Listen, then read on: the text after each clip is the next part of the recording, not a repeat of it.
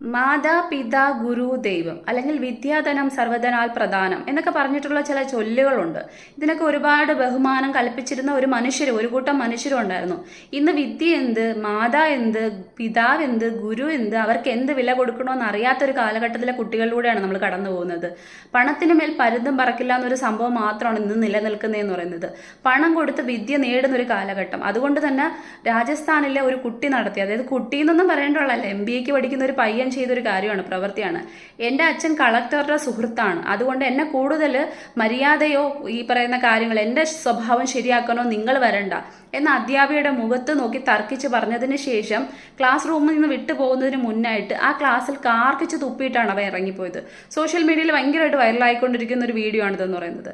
അതുകൊണ്ട് അധ്യാപനം എന്ന് പറയുന്ന ഒരു വിഷയത്തെ അല്ലെങ്കിൽ ആ ഒരു കാര്യം ഏറ്റവും കൂടുതൽ ഈ പറയുന്ന വില കൽപ്പിച്ചിരുന്ന ഒരു കാര്യമാണെങ്കിൽ ഇന്ന് പുല്ല് വില പോലും കൽപ്പിക്കാത്ത ഒന്നായി മാറിക്കൊണ്ടിരിക്കുക.